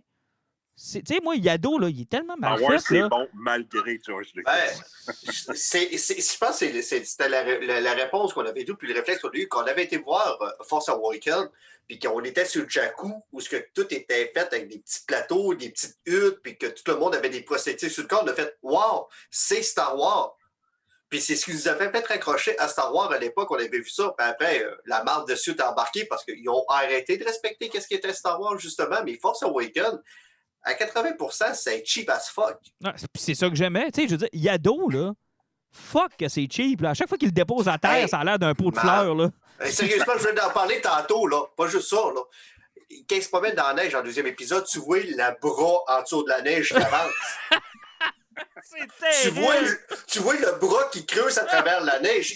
Ils n'ont même pas essayé de le cacher, là. Tu fais comme, wow. C'est Ils n'ont même pas. Mais à tous les fois qu'il le dépose, là, je fais tout le temps Chris, il va tomber. Tu sais, genre, on va le voir tomber comme R2D2, là, genre... Non, mais il tient sur son socle. Il y a un petit trou en dessous d'une patte, là. Je le sais maintenant. Puis j'ai hâte à l'épisode où j'ai donné un grand coup de tête. J'ai donné un grand coup de tête. Mais... Je bouge pas beaucoup la tête, je vous le confirme. Mais c'est-tu encore quelque chose qui vous intéresse, Yado? Parce que, tu sais, dans notre groupe interne, Alan, tu as été quand même assez sévère envers le personnage, mais ça reste quand même l'arc principal de Mando. Tu sais, c'est qui, lui? D'où il vient? Qu'est-ce qu'il fait? C'est quoi sa place dans cet univers-là? OK. Moi, une créature verte qui sert à rien, qui a 50 ans, ce qui veut dire que si Yoda il est mort à 900 ans, qui était vraiment vieux, c'est l'équivalent d'un flot d'à peu près 15 ans, qui agit encore comme s'il y avait 2 mois, puis aucune maturité. Sérieusement, 50 ans, ça a évolué moindrement, là. Hein? Soit ton cerveau, il est fucké en tabarnak, ou soit que entre 50 et 75, tu grandis trop pour rien, mais... il y a encore 3 mois après 50 ans, puis à 900 ans, ça meurt de vieillesse. Ben, non, ton calcul n'est pas bon. Là. Si tu veux prendre 900 ans, Yoda, il y a à peu près 90, fait qu'on divise par 10. 50 ans, Yoda divise par 10, 5 ans. C'est pas une ado, là. Il commencera l'école, si on veut le Ouais, mais ça paraît pas, là, parce qu'il est fucking retard pour un show de 5 ans, là. C'est la faute de son père. Mais on sait pas c'est qui son père. Sa mère, c'est peut-être Yaddle, tu sais, celle-là qui faisait du crack au conseil, là, donc ça peut expliquer bien des choses. Honnêtement, on doit être le seul podcast qui nomme aussi souvent Yaddle. C'est vraiment terrible, notre affaire. On a une fixation sur Yaddle. Ben, si vous voulez, là, vous pouvez aller lire la fanfiction de Martin au www. Je rêve d'une série de Yaddle dessinée par Stepan Sedjic. C'est exactement ce que j'allais dire. On veut voir les seins Yaddle. Sa douche. Combien de seins a Yaddle? Et es-tu capable de les dessiner, s'il te plaît? Je serais curieux de voir ça. Bon, OK. Trêve de plaisir. Mais j'ai hâte de voir où est-ce que ça s'en va. Mais parle-moi-en juste un petit peu, Jean-Nic, parce qu'on ne fait pas assez souvent de segments sur le collectible, là, sur les choses qu'on collectionne. Tu as acheté, j'imagine avec l'accord de ta conjointe, là, Non, on a acheté collectivement. C'est pas, Ah, OK, pour une fois. En fait, c'est pas moi le fan de Star Wars dans le couple, là, c'est ma blonde. Elle, c'est vraiment une grosse tripeuse. Puis, tu sais, moi, j'écoute tes épisodes avec elle, puis c'est comme si j'étais avec Alan. Là, elle fait comme, oh, quel personnage, c'est lui. Puis là, oh, ça a rapport avec telle affaire. Tout ce que j'apprends, mon lore vient d'elle. Là. Et vous avez acheté un Yado. Oui, un Yado. Dans le fond, il est screen accurate, là, il est grandeur réelle avec son petit linge. Il est fait par Sideshow Collectible. Il a coûté une beurrée, mais il est vraiment magnifique. Là. C'est vraiment une belle pièce. C'est super bien protégé dans sa boîte quand il est arrivé. C'est facile à monter. Par contre, c'est pas comme un turtle quand t'es petit. Il n'y a pas 50 000 affaires que tu peux faire avec. Puis, tu sais, il ne bouge pas beaucoup. La tête va bouger là, de peut-être une vingtaine de degrés d'acide. Les mains, ça ne bouge pas trop. Il y a une petite boule qu'on peut mettre dedans, je pense, pour pogner des Pokémon, mais je ne suis pas sûr. Là. Est-ce qu'il met tout dans sa bouche? Non, il ne bouge pas beaucoup à venir à date. Il est plutôt... Mais tu fais quoi avec ça? Il est assez stiff. Mais tu fais quoi avec ça? Tu fais quoi avec tes figurines, toi, Martin? Ben, beaucoup de choses. Tu veux pas savoir, c'est Wonder Woman, tu veux pas savoir ce qu'il fait avec dans son bain. J'ai beaucoup de Wonder Woman, tu veux pas savoir. En ce moment, on attend un petit aussi qui arrive dans quelques semaines. Fait que là, présentement, il est dans le lit de bébé. Non, t'es pas sérieux? Ben oui. Tu sais qu'il va falloir que tu le caches de ton enfant, hein? Parce que ça se peut qu'il y a d'eau, il mange une volée, là. Ouais, non, il y a bien des affaires que l'enfant n'aura pas accès tout de suite. Hey, je veux qu'on passe au prochain sujet. On a fait le tour pas mal de Mando. Donc, 4e épisode à partir de vendredi. On va écouter ça, évidemment. Puis on va espérer voir Rosario Dawson. J'aimerais bien ça. J'espère qu'ils nous feront pas trop niaiser, genre un épisode complet sans chocolat. J'ai l'impression qu'on. Elle sera pas là. Elle sera pas là la semaine prochaine parce que ça arrête déjà de leaker. Un petit badge ou whatever. Là. On aurait vu un sable laser, on aurait vu ses pantalons whatever. Là, c'est... En tout cas, j'espère qu'elle est là. Sérieusement, là, pour cacher du stock dans cette série-là, ils sont forts. Oui, parce que, gars, Bo-Katan... Parce que même Bo-Katan, on savait que l'actrice avait été castée puis qu'à l'allure qu'elle avait, elle allait possiblement être elle, mais Timothy Olyphant, on n'avait pas vu partout son look avec l'armure de Boba Fett. Puis aussi, dans le souci du détail, vous avez remarqué que le jetpack était réparé au même endroit qui avait été brisé dans 8 ans de Jedi. Oui, par Han Solo. Ouais, ça, j'ai trouvé que c'était un beau clin d'œil, effectivement. Mais sûrement, Jean-Nic, que ta blonde a remarqué ça. Ah oui, ben j'allais dire en déconnant, oui, je l'ai remarqué que le jetpack brisé t'a ramassé. Oui, il y a la stripe sur le jetpack, exactement ce qui s'est fait briser. Hey, parlons de Ninja Turtle un peu. T'en as fait référence, Jean-Nic, en parlant de jouets. Là. Mais c'était la mini-série Last Ronin, le premier numéro qui est déjà très dur à trouver malgré ses 71 variantes cover. Et c'est pas une blague, il y a 71 variantes cover. Il y en a un qui fait un de chaque cover, dans le fond. C'est terrible, honnêtement. Ça n'a aucun bon sens. Et donc, on a mis la main sur le premier numéro. On se demandait qui était le Turtle survivant. Et là, ben, si vous voulez pas avoir de spoiler, écoutez, skippez tout de suite au poison. Là, mais sinon, félicitations, Alan. Je sais pas si Jean-Nic t'avais bien guessé aussi. Moi, je me suis trompé. Là, fait que félicitations, Alan. Tu savais c'était qui? Ah oui, c'était presque évident, là. Ben, visiblement pas assez pour que moi j'allume. Là. Moi, Si tu vas avoir un dernier Turtle qui survit, puis que c'est lui qui a plus de raisons de venger ses frères, puis qui a plus de skills, s'il va avec Michelangelo. C'est le plus jeune. c'est celui qui est un peu side quest dans tout ce que les Turtles entreprennent. Mais c'est lui qui a le talent le plus brut, qui n'est pas vraiment exploité parce qu'il manque de sérieux. Exact. Donc, on en a fait une espèce de version de Raphaël dans ce numéro-là. Moi, j'ai toujours cru que ça allait être Raphaël parce que c'était mon préféré, puis je voulais que ce soit lui. Toi, Jean-Nic, tu avais une théorie que moi, j'appréciais beaucoup, c'est-à-dire que tout le long de la série, on n'allait pas savoir c'était qui. Puis, j'haïssais pas ça, moi. Puis j'aurais aimé ça aussi parce que, tu sais, dans le dessin, souvent, on le voit, tu sais, avec ses armes, avec les bandeaux. C'est comme, c'est pas clair qui est qui. Puis, tu sais, quand Kevin Eastman avait commencé à faire les Turtles, tu sais, il y avait tout. C'était en noir et blanc au début, mais même quand il les dessinait en couleur, il y avait tous des bandeaux rouges. Tu sais, les personnalités, puis tout ça, c'était pas comme l'enjeu numéro 1 au début. Puis je trouvais ça intéressant qu'il le garde, puis qu'il entretienne le mystère. Bon, il a décidé de nous révéler c'était qui à la fin. C'est correct, là, je vais vivre avec son choix, mais j'aurais voulu que ce soit Donatello. Overall, vous en avez pensé quoi de ce premier numéro? Est-ce que c'est ça à quoi vous vous attendiez? Ben, je dirais que c'était pas ça que je m'attendais parce que c'était dur de spécifier, de savoir exactement dans le temps ce que la série allait se présenter, puis comment il allait présenter l'univers où ce qui était rendu. Sauf que, en gros, ça reflétait vraiment l'histoire qu'on s'attendait, un Turtle qui a soif de vengeance, puis qui veut venger ses frères. Mais c'était tout le backstory, le pourquoi, puis l'ensemble que j'avais jamais réussi à guesser. Là. L'espèce de monde à la Blade Runner, ça m'a pas Non, particulièrement pas Blade Runner. plu. Hey, tu te trompes de film, là. C'est l'univers de Snake Plissken. De quoi? Chris, c'est l'île de New York, c'est exactement la même chose. Ouais, mais tu sais, je veux dire, c'est très technologique. Moi, je m'attendais à quelque chose... C'est Escape from New York, tout simplement. L'île de Manhattan est devenue une prison à peu près. Là. Ouais, ça ressemble un peu effectivement à ça. J'ai trouvé... Honnêtement, je suis pas prêt à dire que c'est pas bon. Mais c'est pas encore assez pour que je me fasse une tête sur la série. Attelle-toi, ils ont retardé de 3 mois le numéro 2. Ben, de 1 mois et demi, je pense. Parce que Ça va être une série de combien? C'est un 6 numéros? Ah non, c'est moins que ça, parce que ça va être un 3 numéros ou 4 maximum, je pense. Ouais, parce qu'il est en espèce de prestige. Je pense que c'est 3. Ouais. Il est en espèce de prestige. On est excités d'en parler. Ben, non, mais c'est parce que c'est pas que c'était mauvais, c'est parce qu'on était dans un format prestige. Il frôle le 80 pages facile. Puis, à part voir le Turtle essayer d'infiltrer la ville, de se faire casser la gueule, de réussir à battre plusieurs robots. Tu sais, on se rend compte que les Foot Clan, c'est rendu des cyborgs.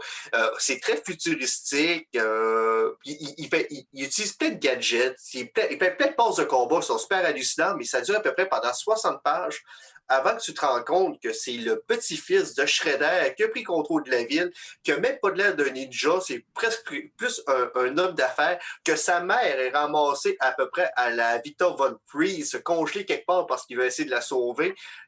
Il y a à peu près rien qui est expliqué avant les 3 dernières pages, puis tu as 60 quelques pages de rien de combat. Tu fais comme, oui, au niveau du combat, l'action, c'est super awesome, mais ils n'ont pas grondé dans l'univers dans le premier numéro. Puis on sait que ce ne sera pas une série qui est super longue. C'est que moi, ça manquait de colonne vertébrale comme premier numéro. Oui, mais moi, j'ai trouvé que c'était... En fait, j'ai pas aimé l'univers dans lequel il est. Je m'attendais pas à ça. Je m'attendais à quelque chose de, oui, un peu plus dystopique, là, quelque chose qui a mal viré, une planète qui a mal viré. Mais je m'attendais pas à une super cité high-tech où là, il y a des robots cyborgs. Puis ça m'a un peu moins plu, moi, cet élément-là, parce que c'est quelque chose qui est déjà présent dans la série de Turtles. C'est pas comme si c'était quelque chose de nouveau. Là. La nouveauté qu'on aurait pu voir, c'est justement une planète décrisse, puis un New York décrisse, puis un Turtle aigri. Puis là, ce qu'on a... Puis j'ai trouvé ça relativement violent aussi. Quand le Turtle, à la fin, veut se faire harakiri, là, c'est... c'est fucking dark, là.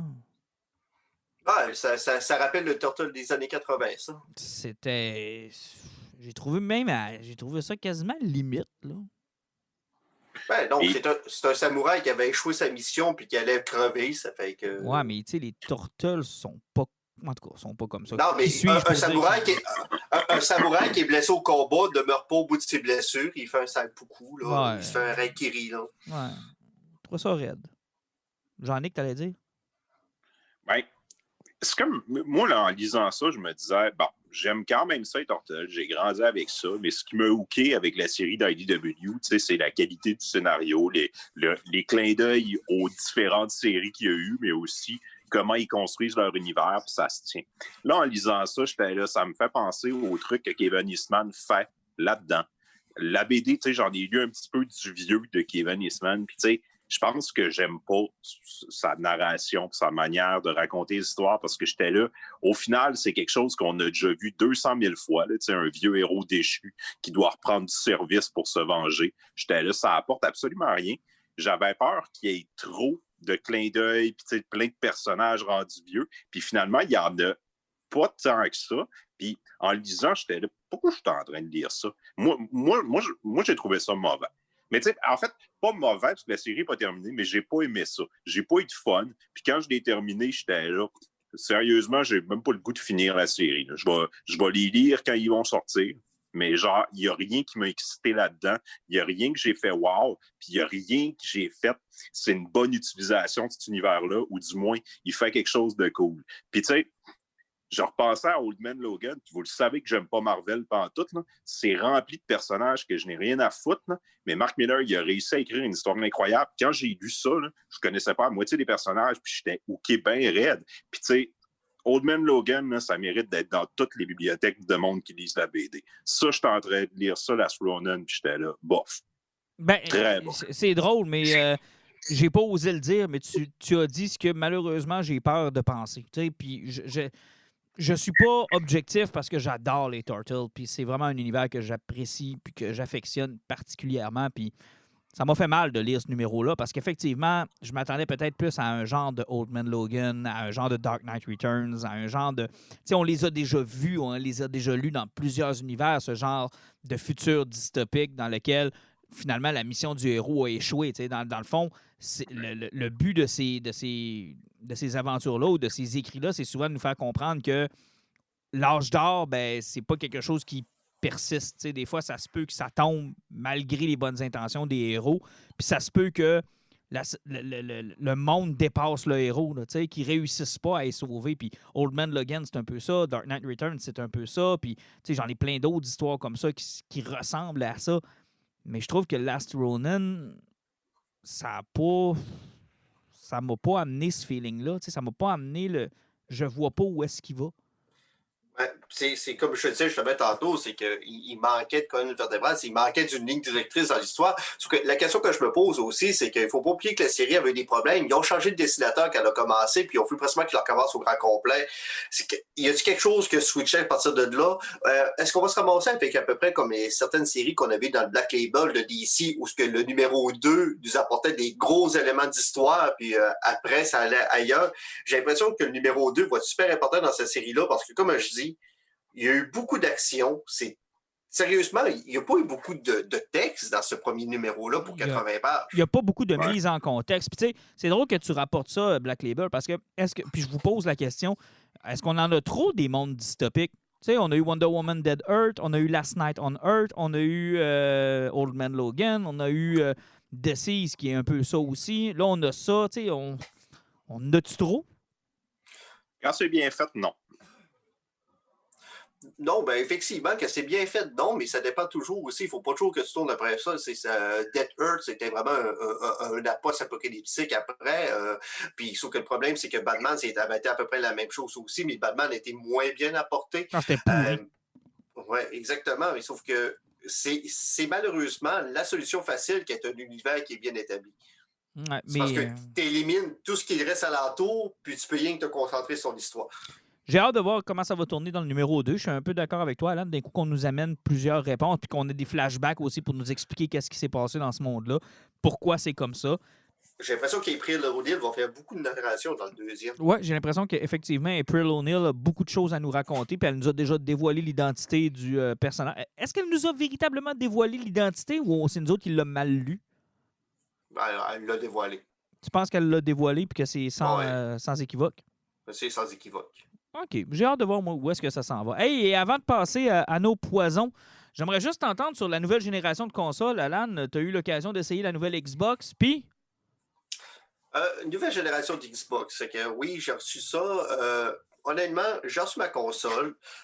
Comme n'importe quelle nouvelle génération de console qu'on reçoit, c'est super plaisant parce qu'à peu près toutes nos jeux sont digitales. Donc, même ceux qu'on a sur CD, c'est tellement long à installer que tu pars ça puis tu la regardes pendant des heures. Mais première chose qu'on remarque avec la nouvelle génération, c'est vraiment au niveau de la grosseur, autant que la Xbox Series X que la PlayStation sont énormes. Ma Xbox, c'est un gros rectangle. Il est gros. C'est surprenant la grosseur que ça a. Ça fait que, qu'est-ce que ta console, tu sais que la grosseur qui est là, la première chose que tu dis, c'est qu'est-ce que ça va faire que je vais en partir? Ou encore, mes tablettes, t'es plus rendues aussi grosses. Ah, j'ai été chanceux là-dessus. Là. En plus, j'ai un meuble foncé avec une console qui est foncée, c'est qu'on dirait qu'elle disparaît, c'est qu'on n'en voit pas trop. Mais tu parles de ta console et la première chose que tu dis, tu fais comme elle n'est pas partie, elle est brisée ou je sais pas trop quoi. Ces monstres-là, hein, c'est silencieux, ça n'a aucun bon sens. Tu pars ta console et tu n'entends rien. Tu joues pendant 3-4 heures de fil avec. Il n'y a même pas un fan qui décolle. Il ne fait pas un son qui sort de ces consoles-là. C'est impressionnant. Après, tu pars un jeu que tu jouais avec ton ancienne génération. Je vais te donner un exemple, mettons, de Destiny 2. Quand je jouais sur ma Xbox One X, partir le jeu, ça prenait quelques minutes. Rentrer dans ma game, je suis en bas de 25 secondes présentement. Ah, quand même. Mais aussi, au niveau performance, côté image, sérieusement, c'est incroyable. J'ai jamais vu une génération de consoles switcher avec autant de différences de rapidité. C'est quelque chose qui est impressionnant. Là, tu parles des jeux, c'est du direct. C'est impressionnant. Tu sens que c'est des consoles qui sont vraiment puissantes. Je pense que ça va être la plus grosse différence de puissance qu'on va avoir en 2 générations. Et c'est des consoles qui sont dispendieuses et ça va revenir à un point lorsque je t'en avais parlé cette semaine, Martin, que c'est bien beau cette génération-là, mais c'est l'équipement qui va avec qui cause problème. Moi, là, même pas 2 ans, mais j'avais changé ma TV. J'ai une Sony 65 pouces, une XBS 65-900F. En tout cas, si vous voulez googler ça ou whatever. Moi, à l'époque, j'avais acheté une TV qui faisait du HDR10 avec du Dolby Vision. Je m'étais acheté une TV pour écouter des films. Donc, elle répondait à tous les critères pour écouter des films dans la meilleure résolution possible. Tu mets ta console, tu passes ça, tu fais comme, votre TV supporte le 4K, mais le 120 frames par seconde, elle s'en calisse. C'est comme, c'est normal, j'ai acheté une TV, pas un moniteur. Et c'est là que tu te rends compte que si tu vas jouer des petits jeux cheap qui sont montés jusqu'à 120 FPS, tu dis, ouais, mais une TV de 2500$, c'est même pas encore assez. Ouch! Parce que si tu vas avoir une TV pour écouter des films plus mélangé au moniteur, il faut que tu sois rendu avec du 4K à 120 Hz, mais ça des bebelles là-dessus. Et là, c'est là que ça commence à coûter cher. C'est soit que tu joues sur un petit moniteur d'ordinateur plus petit, ou si tu veux jouer sur 65 pouces en montant, ben, il faut que tu coupes sur ton 120 puis tu vas jouer. De toute façon, les AAA sont toutes faites pour rouler à 60 FPS, puis c'est la force de la prochaine génération actuelle. C'est le 60 images par seconde. Le 120, ça va être vraiment pour les petits jeux platformers et compagnie. C'est que moi, c'est là que je trouve que cette génération fait mal. C'est que pour avoir le rendement, l'équipement qui va avec, juste plus de sens. Mais je sais que Jean-Luc va avoir un autre point différent parce qu'il va vous parler peut-être de façon qu'on peut contourner le problème, là, parce que tu avais des moniteurs qui étaient pas pires pour ça. Oui, ben en fait, il y a certaines compagnies qui commencent à vendre des moniteurs pas mal moins chers. Là. Présentement, il y en a qui se trouvent en bas de 500$ là, pour une 55 pouces qui font solidement la job. C'est pas du Sony, là, c'est des petites compagnies chinoises qui commencent à grossir puis qui essayent de prendre leur place sur le marché, mais qui font solidement la job. Mais tu sais, il y a 2 écoles aussi, je comprends ce qu'Alan dit là-dedans, mais tu sais, là, on cible quelque chose de très pointu chez les gamers. C'est pas tout le monde qui se rachète une TV à 3000$ avec une console à 500$ puis un système de son pour aller avec. T'sais. Je pense que la plupart des gens vont acheter la console, ils vont jouer avec ça sur des TV HD qu'ils ont acheté une couple d'années, comme ce que je risque de faire. Là. Moi, en fait, ma TV commence à dater, là, elle a presque une décennie. Fait que ça va me prendre un nouvel écran. C'est ce qui m'a arrêté d'acheter la PlayStation pour le moment. Ça, puis le fait que moi, contrairement à Alan, je ne suis pas un picosseux de graphique. En ce moment, je trouve qu'il n'y a pas une si grosse différence entre les jeux qui sont... en fait, les non-jeux qui sont présentés sur les nouvelles consoles puis ceux qui sont fin de génération sur la PlayStation et la Xbox. Fait que je vais attendre qu'un des stocks soit rendu stable, dans le fond, qu'on soit capable de l'acheter où on veut, que les bugs de départ soient réglés, que ça coûte un petit peu moins cher, puis surtout qu'il y ait un catalogue de jeux de qualité, dans le fond, exclusif aux consoles. Moi, vous m'avez complètement perdu. Moi, je joue à Switch, là, puis honnêtement, dans la qualité de graphique, s'il y a une chose dont je me calisse, c'est bien ça. Là. Moi, honnêtement, de toute façon, vous m'avez perdu avec la nouvelle génération quand Sony a sorti la première PlayStation. Fait que je suis out of the game depuis ce temps-là. Là. Et je vais te le dire, Martin, là, quand tu n'es pas habitué à ça, là, même moi, là, présentement, ma nouvelle Xbox roule plus smooth que ma X. Là, hein? Puis encore une fois, je suis pas un gros gamer PC qui sourit, puis un joueur de shooter de compétition. À chaque fois que le framerate devient plus stable et augmente, là, mes yeux capotent. C'est que je ne voudrais même pas rouler ça à 120 images par seconde. Je pense que je ferais de l'épilepsie dans mon salon puis je crèverais. Là, ouais, mais à ce moment-là, ça sert à quoi d'acheter une nouvelle? Ben, la nouvelle génération, c'était pas pour ça. C'est plus pour rouler des jeux plus smooth puis qu'il y ait moins de lag dedans. Puis moi, je suis un tripeux de console de même puis je suis un gros gamer. C'est que moi, j'y vais plutôt pour la performance. Mettons que je jouais des derniers Assassin's Creed, ça arrivait de temps en temps qu'elle se faisait le jeu droppait. Okay. Il y avait moins d'images à seconde, puis ça peut être glitché un peu. Cette génération-là n'est plus vraiment supposée avoir, amène une stabilité. OK. Ben écoute, tant mieux. Comme je te dis, moi, je peux pas comprendre ça. J'ai arrêté de jouer avec PlayStation 1. Fait que, moi, Nintendo 64, là, c'est le plus loin que je suis allé. Puis là, j'ai la Switch. Puis honnêtement, je suis Mario Kart, là. Ben correct pour moi. Moi, dès que tu me dis qu'un jeu prend plus que 15 heures pour en voir la fin, là, oublie ça. Mais il y a une affaire, par exemple, qui est cool avec la nouvelle génération, par exemple, là, pour le monde qui sont un peu plus, comme toi ou un peu plus gamer, c'est que le plan B de cette génération-là est merveilleux parce que si on y va avec la Xbox, la série S, qui est une 100% digitale, est un peu moins puissante. Mais tu n'as pas de lecteur de disque, c'est que c'est fait pour le monde qui sont sur le Game Pass puis qui veulent faire du casual gaming puis pas se casser la tête puis que les graphiques, c'est pas le plus important. Puis le prix est super abordable. PlayStation a fait la même chose. Ça fait que au moins, on a compris qu'ils ont sorti quelque chose qui était de trop de qualité, mais ils ont été pour le plan B, pour le monde, qu'ils sont moins pointilleux sur ça. C'est que c'est quelqu'un qui dit « Ah, ça me tente pas de m'acheter une nouvelle TV de 3000$, ils peuvent avoir une console en bas de 500$ qui va être un peu moins performante, mais qui va répondre à tous leurs besoins. » Hey, on va terminer avec nos poisons parce qu'on a déjà 1h15 de fait. Fait que je vais vous demander quand même assez rapide. Je commence avec Jean-Nic. On y va. Je vais en avoir 2 cette semaine, puis j'ai 2 auditeurs à remercier. Mon premier poison, ça va être la bande dessinée. On s'est parlé un petit peu de Black Hammer il y a quelques semaines. Là, j'ai terminé de lire le 2e volume qui vient clore un peu l'histoire principale. Puis j'ai lu aussi le premier library des World of Black Hammer. Parce que comme on s'en était parlé, il y a comme des side stories qui se passent là-dedans. L'histoire principale, là, c'est complètement génial. J'ai capoté sur la 2e partie. Là. Ça se passe à la ferme. On veut comprendre pourquoi ils sont là. On s'en va totalement ailleurs dans les explications avec le 2e volume. Puis il y a une belle finale. Tu lis ces 2 libraries-là et tu as l'histoire au complet qui est racontée. La série pourrait se terminer là. Dans le World of Black Hammer, c'est comme des histoires à côté. C'est des personnages qui ont existé avant, dont Dr. Andromeda, qui est un hommage au Starman de James Robinson, un personnage que j'adore chez DC, et c'est une des histoires les plus touchantes que j'ai lues. C'est un auditeur, j'oublie son nom, qui nous avait conseillé ça genre l'année passée, puis je savais que j'allais le lire éventuellement, puis c'était écrit pour moi, là, c'est Jeff Lemire qui rend hommage à James Robinson. Là, je pensais que tu allais dire c'est Jeff Lemire qui rend hommage à Jeff Lemire, ça m'étonnerait quand même pas. Là. Non, mais tu sais, pour vous dire à quel point l'image est pétée, le Dr. Andromeda dans Black Hammer, c'est un peu leur... il ressemble à Starman. Dans le fond, c'est un gars qui trouve un moyen d'aller dans une dimension à côté, puis ça lui permet d'avoir des gants où il peut utiliser de l'énergie pour aller dans l'espace.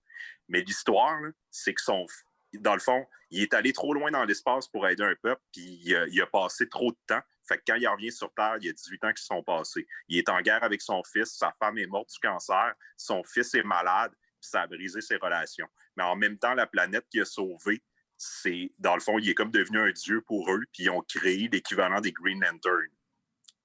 Fait que le personnage est déchiré entre aller vivre avec cette race-là, dans le fond, qu'ils l'ont élevé en divinité, puis régler ses conflits sur Terre avec sa famille qui est brisée à cause du fait qu'il était trop passionné par l'espace. Genre, j'ai pleuré là, à la fin du numéro. C'est vraiment magnifique. T'as pleuré quand t'as lu le nom de l'auteur aussi. Oui, mais c'est ça, je suis vendu, mais j'espère être capable de transmettre un peu ma passion parce que, tu sais, c'est vraiment de la bonne bande dessinée. Puis les World of Black Hammer, ils ont déjà annoncé le numéro 2 dans 3 mois en library et il y a le numéro 3 qui va sortir à la fin de 2021. Fait que Jeff Lemire, il y a encore bien de stock à nous raconter dans cet univers-là, puis je suis content que ça continue. Yeah. 2e poisson, on s'en va complètement à gauche. un autre auditeur qui m'a suggéré le film The House That Jack Built. C'est le dernier film de Lars von Trier. C'est avec Matt Dillon, qu'on est habitué de voir dans des comédies romantiques. Là, on le suit dans le rôle d'un tueur en série. On le présente à plusieurs moments clés dans sa vie, quand il a commis, dans le fond, les meurtres qui ont fait le personnage qui est devenu.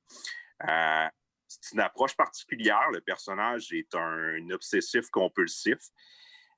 Contrairement à genre Dexter, c'est quelqu'un qui n'est pas très agréable à côtoyer. Puis le film nous envoie à des endroits extrêmement difficiles. Il y a une scène dans le milieu du film où il va à la chasse avec une jeune famille, puis tout le long, tu te dis « Ah non, ils iront pas là, ils feront pas ça, ils feront pas ça. » Puis ils vont 200 000 à l'heure. C'est vraiment déstabilisant.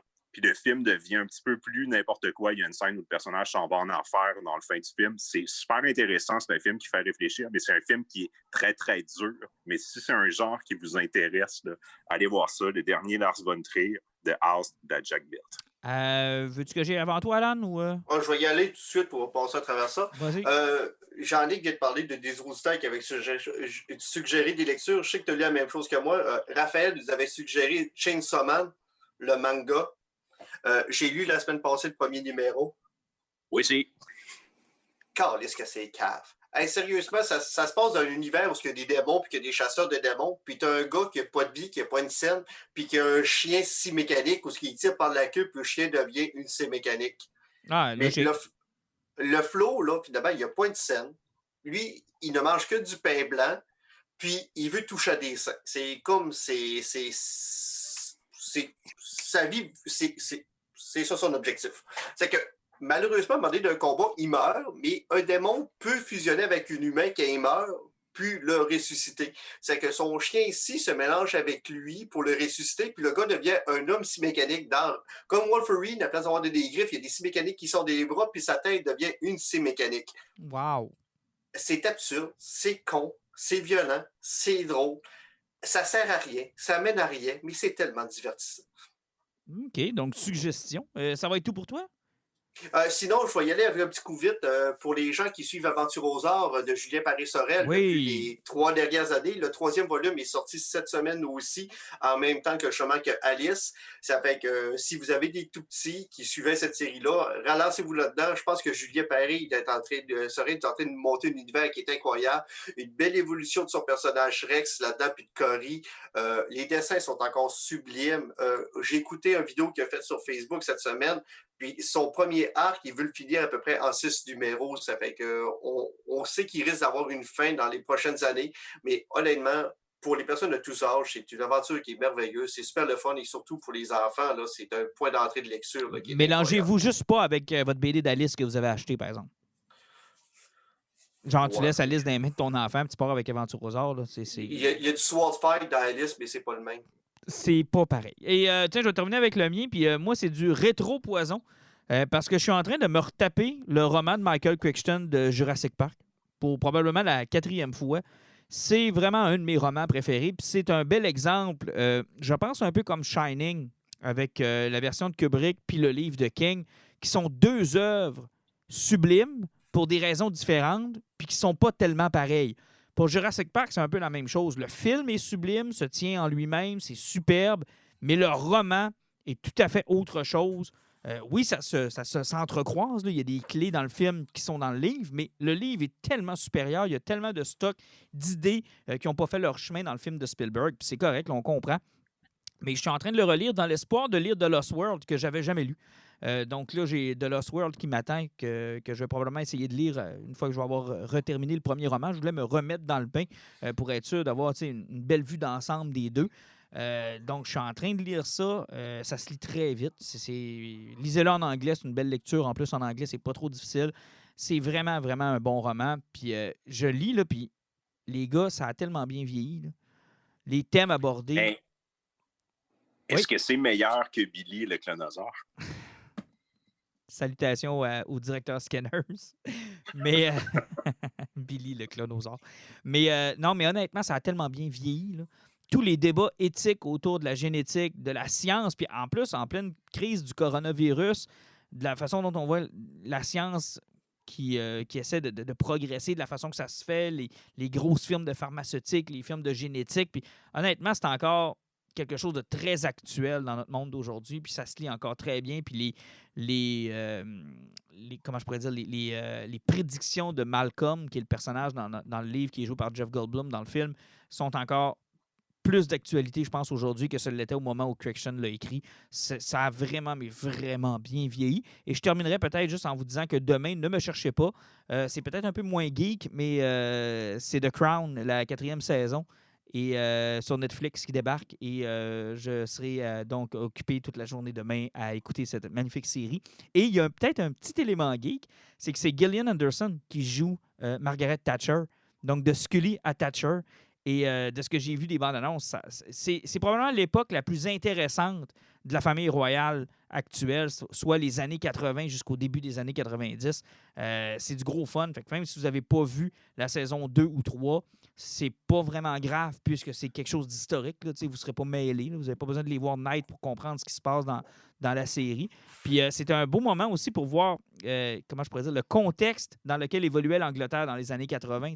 Le mouvement punk, puis les débuts de manifestations dans les rues de Londres. Puis il y a un peu de ça dans le travail de la bande dessinée des années 80 aussi, cette espèce de sentiment de rébellion, puis de crise s'opposer à la économique. Dame de Fer. S'opposer à la Dame de Fer, puis ce conservatisme un peu écrasant. Puis, fait que même si c'est pas quelque chose de geek, je pense que c'est quelque chose qui peut être très intéressant pareil. Mais tu as quand même commencé ta phrase puis toute ton histoire en mettant Margaret Thatcher et geek dans la même phrase. Ouais. La famille Thatcher, présentement, dans l'Angleterre, a se tapé one shot. Hein. Ah, ils ont fait comme, qu'est-ce qui se passe? Mais non, je vous dis, moi, c'est une de mes séries favorites, puis je vais assurément me taper la quatrième saison avec ben du fun, puis ben de l'intérêt. Mais je comprends que c'est pas pour tout le monde. OK? C'est peut-être pas. Il n'y a pas de chainsaw, puis de griffes, puis de meurtres, puis de. Oui, il y a peut-être des meurtres, mais il n'y a pas de. Tu sais, c'est pas très geek, mais j'aime beaucoup ça. Puis ça se passe sur Netflix, donc ça va être une dizaine d'épisodes que je vais me taper en une journée. Messieurs, ça fait le tour. Je pense que quand on est rendu à Margaret Thatcher, ça veut dire qu'on a fait le tour. Ouais, effectivement, puis comme je disais au début de l'épisode, n'oubliez pas, si vous voulez donner un petit coup de main, partagez l'épisode aussi parce que Facebook n'est pas super généreux ces temps-ci. Faites-nous découvrir. Faites-nous découvrir à quelqu'un. Puis, n'oubliez pas de vous abonner aussi sur nos différentes plateformes où on est là, pour nous suivre plus facilement. Bon, je vous souhaite un joyeux 2 semaines, les amis. À la prochaine.